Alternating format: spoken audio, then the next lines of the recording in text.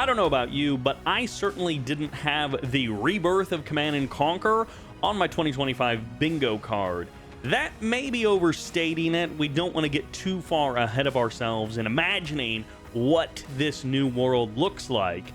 And if you don't know what I'm talking about, I am referring to the recent release of source code for a couple of Command & Conquer games, and also the 15-year wait for patch 1.03 for Kane's Wrath and 1.13 for Red Alert 3 is finally over.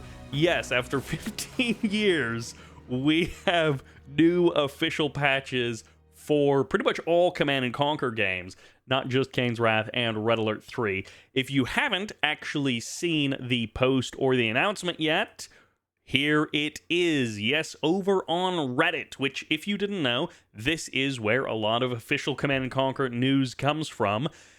Right here, we have EA Jim Turn, aka Jim Vazella, who, if you're not familiar with him, he is basically the reason that we have the Command & Conquer remasters. There were a lot of other people who pulled together on that project as well, but he is one of the keystone individuals who brought that about. And we also have Hyper, who was involved in the remaster project as well, a community member living the dream of getting to work on Command & Conquer officially.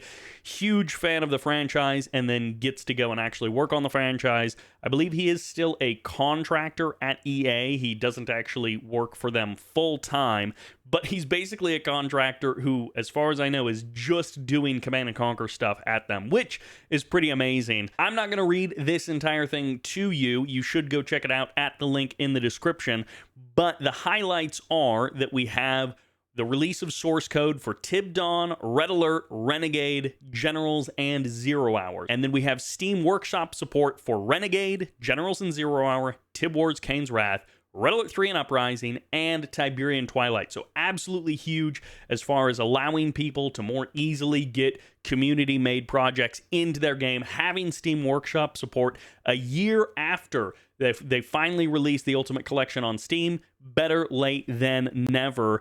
And there is also, kind of cool, 34-ish minutes of never-before-seen footage, or rarely before-seen footage, an extended sizzle for Renegade, all kinds of different stuff. They got some Generals footage in here as well, like pre-alpha kind of stuff. So 34 minutes of just archival footage for those of you who want to see it. And there were also some changes pushed to Steam. We'll talk about those in just a minute.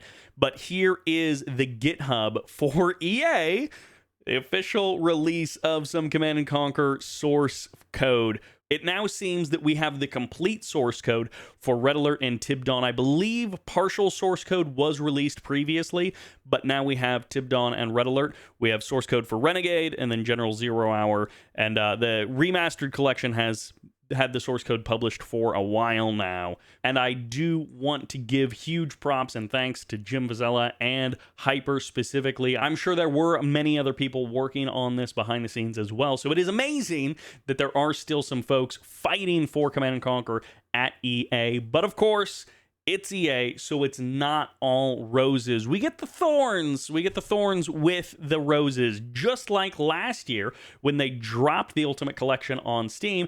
It's like, hey, great. This is amazing. Ultimate Collection is finally on Steam. You can pick it up when it's on sale for $6 or $7, all of the Command & Conquer games. But what happens when you suddenly release an official patch for the games 15 years after the games have basically been abandoned? Well, all of the community projects, all of the competitive tools have been built around those last official versions of the game. In Kane's Wrath, we have 1.02 plus. In Generals and Zero Hour, they have figured out how to run competitive on the version 1.04 of the game. In Red Alert 3, we have the community patch. And now, with this release from EA, boom, all of those projects get blasted open. And a project that is near and dear to my heart, Generals Evolution, I would love to be able to see more from that team, but it's a small team. They have limited dev time, and when EA comes in and drops an update like this, like the Ultimate Collection on Steam, which broke Generals Evolution, it takes that team months and months to be able to catch up to that. So unfortunately, it seems like there was no pre-communication from EA about this announcement, about these official patches that are coming out, about these changes to the EXEs within the Steam files. There was no prior communication. So this just gets dropped like a bomb on all of these community projects, and in some cases it can generate tons and tons of work. Now the hope is that after community members have reinvested their times developing these projects to make them work with the new official versions of the game files, that things will be better than they were before. And I think with Generals and 0 Hour having the source code released, that's definitely going to be true. This could be a new golden age for 0 Hour specifically. The competitive scene could be about to blow up, and people like Zezon are working on that, but nobody knows how long that stuff is going to take. So it could be months before we get Command & Conquer community tools and projects back to where they used to be. That's the thorn that comes with this amazing release from EA. And as always, that seems to be the way with EA. Sometimes you get something amazing, and then sometimes you have to take your lumps with it. I do want to go over this additional post from MRT NPTRS. I'm sure there's a better way to pronounce that guy's username, who is collecting an unofficial changelog from this most recent patch, this most recent round of updates. So some of the key things are world builders have been recompiled, which allows them to be directly uploaded, maps to be directly uploaded to the Steam Workshop. So that's great. Added some additional languages, previously missing world builders, CNC 4, Renegade, and Uprising. And then we have some genuine fixes coming in as well. Not as many quality of life improvements as we would have hoped. You know, as far as I know, there's no 4 gig integration for some of these EXEs. There's no 64-bit version upgrades or anything like that. We don't have anything big. We just have some minor things. One of them that I'm super excited about is the Red Alert 3 boot delay has been fixed. So previously, Red Alert 3 would dial out to a defunct update service to see if there's any community news from EA, and that takes about 30 seconds for it to time out. And there was a community fix for a quick launcher, and that's just no longer needed. So that's great. That's a step removed in the process of getting people up and running with Command & Conquer. But as we will see from the release of this on the competitive side, there are now maybe additional steps that need to be performed to get people up and running with Command & Conquer, which is never good. When people come to Command & Conquer, we don't need more friction. It's already hard enough to get people in the door on this extremely old, mostly abandoned franchise, and we don't need more friction. We don't need more steps in the way. Again, hopefully long-term, this stuff will be solved and we will be out of the woods on this. We are going to be testing one of those workarounds right now. So when you go to launch a game through Steam, you can click the gear, go to properties, and then under the launch options, I usually run things in windowed, so you can do -win, and to get it to run in version 1.112, which is what Red Alert 3 normally would be, what all of my replays are, what almost every replay for Red Alert 3 and Kane's Wrath and 0 Hour for the past 15 to 20 years have been now old versions of the game. So now we have a new version of the game that isn't going to recognize replays from previous versions. So we need to run the game in the old version, and we can do that just by typing runver and then a space and the number that you want. So in this case, it's 1.12, and then we can go ahead and click play. And in theory, everything will work. The game will launch, and it will be version 1.12, just like I'm used to seeing. Let's go ahead and see if it worked. We will pull up the replay theater and see if we can load our old games. We've got a DDF game that I have yet to get to, and we will go ahead and jump into that. It should work. Everything should be there.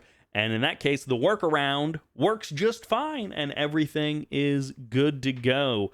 So look at that. We're back into 1.12 and it looks like everything is working. So that is great to see. Okay, we have to talk about the elephant in the room before we wrap this video up. As you can see, the source code release is Tibdon Red Alert. No Tib Sun, no Firestorm, no Red Alert 2, no Yuri's Revenge, then Renegade, then Generals in 0 Hour. No Tib Wars, no Kane's Wrath, no Red Alert 3, no Tib Twilight. The source code for all of those other games is off the table right now.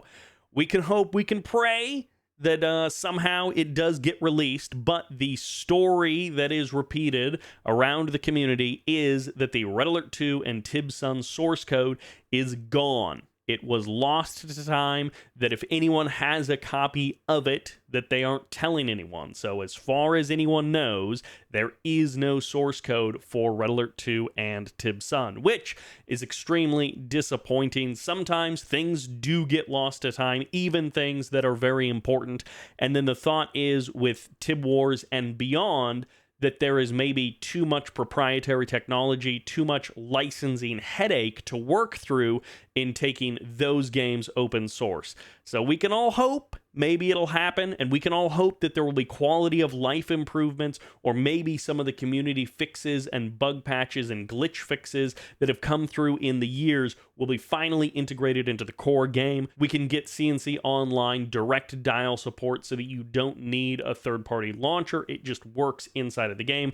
All of that kind of stuff is possible, but we also don't know how much leeway Hyper and Jimturn have to actually work on these Command & Conquer projects. It is not nothing to take money from a company like EA and spend it on something like Command & Conquer, where the returns are just not what EA or its shareholders are looking for.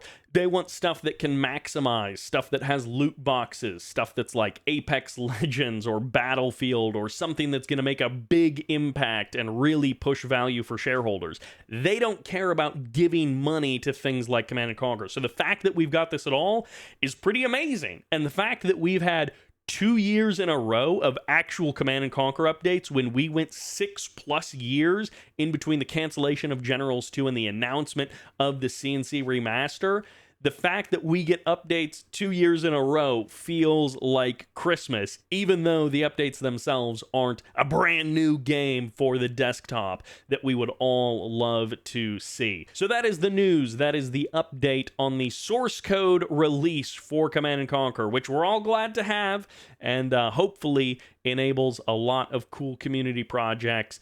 It's crazy, but after 20 years, things might just be getting started.